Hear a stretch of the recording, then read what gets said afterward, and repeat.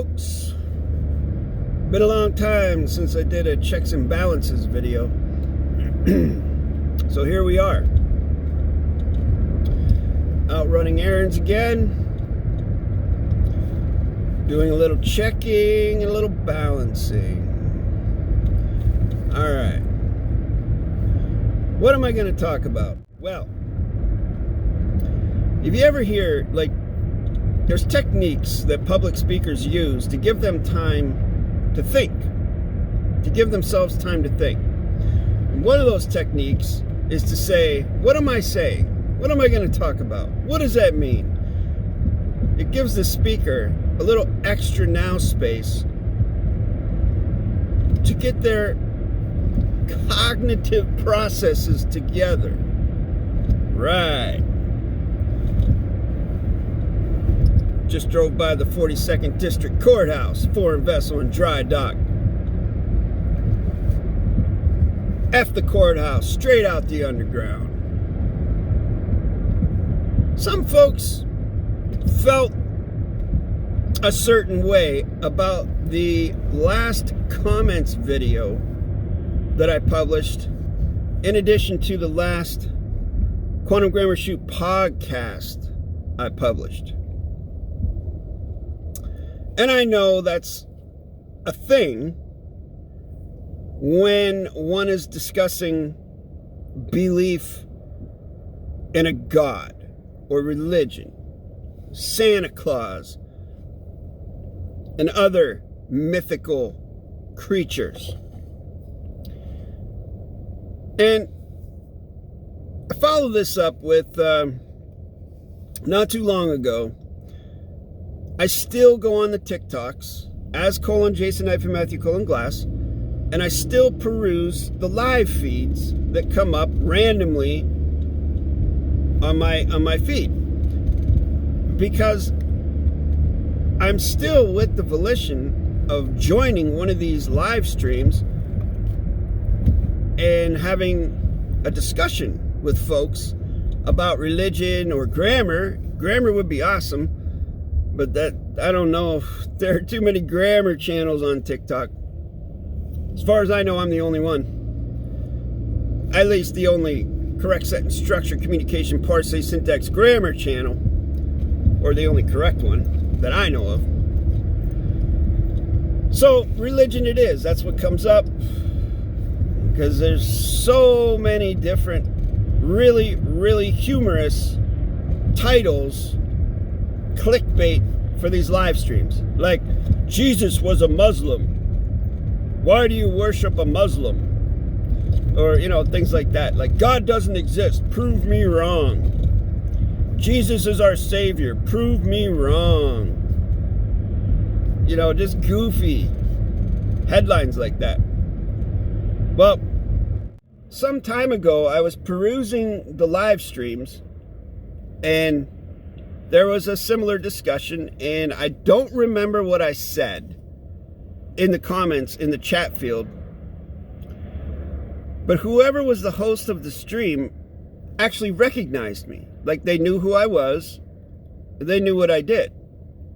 Although they themselves were not proficient or knowledgeable on correct sentence structure, communication, parse, syntax, grammar, they knew who I was. And that's the first time that's ever happened on a random channel on the internet, that someone knew who I was and right away approached me with a massive amount of honor and grace, and, as we say in the fiction, respect. And I appreciate that. Well, I ran into that same individual again, although unfortunately I did not remember their username. But then I entered this live stream last night, and they were talking about aliens and God and creator and all these things. And I did my thing, I go in the chat and I start saying what I normally say, something to the effect of monotheism is the single most successful mind control mechanism ever perpetrated upon mankind, and things like that. And of course, folks want to argue with me. Folks will say, You know, aliens are real. My uncle worked at Area 51.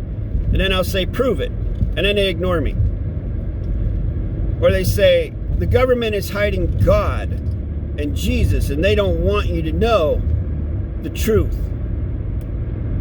And I say, okay, prove it. What's your proof of that? And they ignore me. You know, it's just part for the course. But anyways, in this one, the host was actually the person, the same individual that recognized me from the past live stream. And I told them right off the bat, you know, I'm meaning no disrespect to anyone here by what I'm saying. I am attempting to get folks to think about what they're saying. I said, wouldn't it be crazy if somebody did a live stream where they only spoke from firsthand knowledge and what they can prove with the continuance of the evidence, rather than just speculating about everything?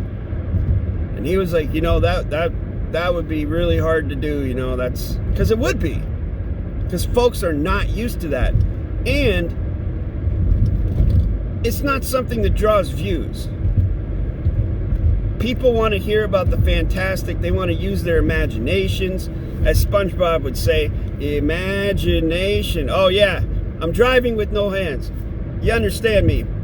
I have probably 40 some years of experience of driving with my knee.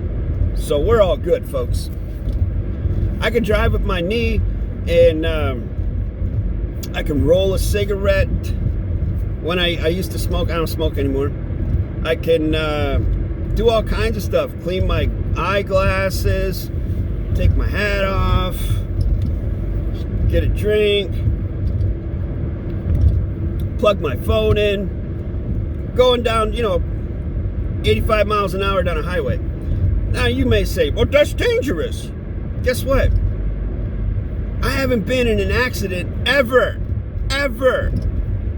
And the last ticket I got was in Arizona, which was like a $400 ticket for driving in an HOV carpool lane. And this is before I knew anything about correct sentence structure. So folks, there is no danger to you or anyone else on the road if I'm using my knee to drive. It's just like those folks that, you know, maybe they don't have their limbs or their hands and they use their feet. It's the same thing.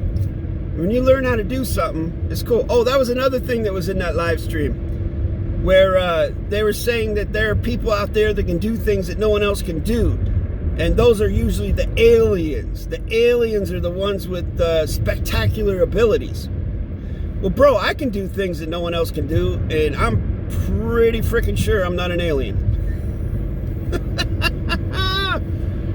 See, in my mind, when people use alien or God as the stopping point for a reason why something happens or a reason something occurs, that to me tells me that they're lazy.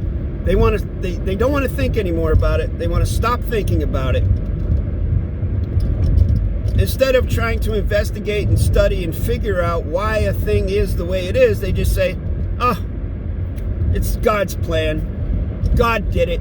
God works in mysterious ways. It's a miracle. Aliens did it. The pyramids were built by aliens and angels. Because they don't want to think. They don't want to deep dive into it.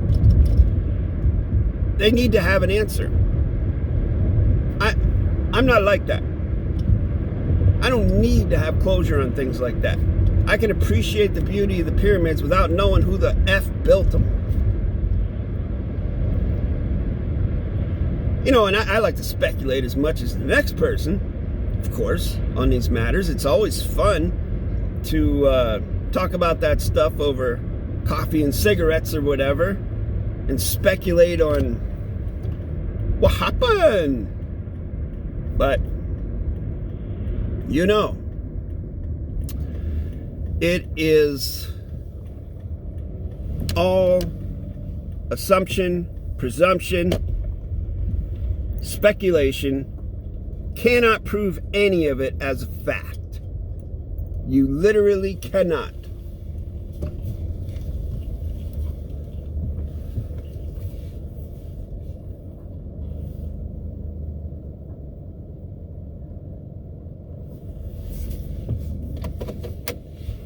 You literally cannot. Unless you were there watching it being built, you can't prove who built the pyramids. And I'll tell you something else to put in your ear along these same lines.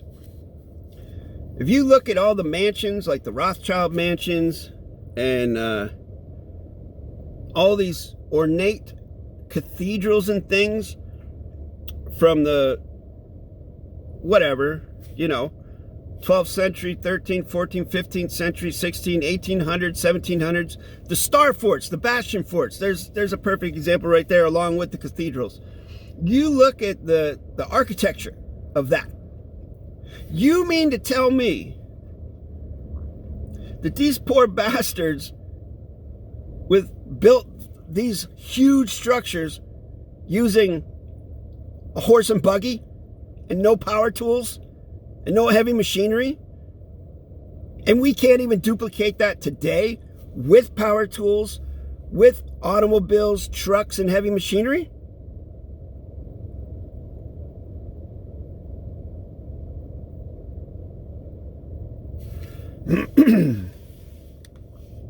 Folks,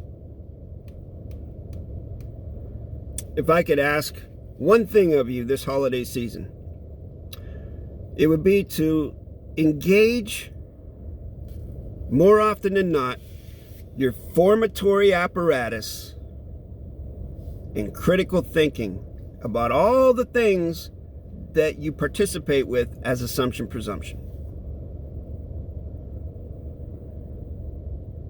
Try to figure out what a fact is for you, and if you can prove that fact to another contract party. Because if you can't, it's not a fact, it's presumption assumption. Happy holidays.